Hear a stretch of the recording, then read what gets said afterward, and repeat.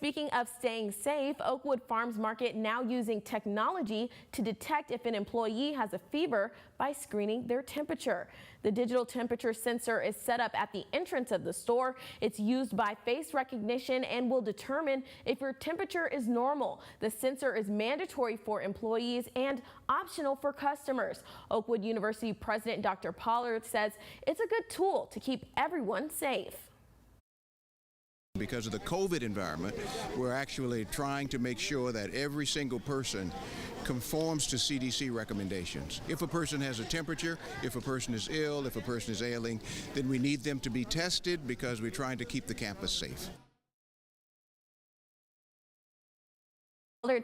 Pollard says there are more sensors at the entrance and several other locations on the Oakwood University campus.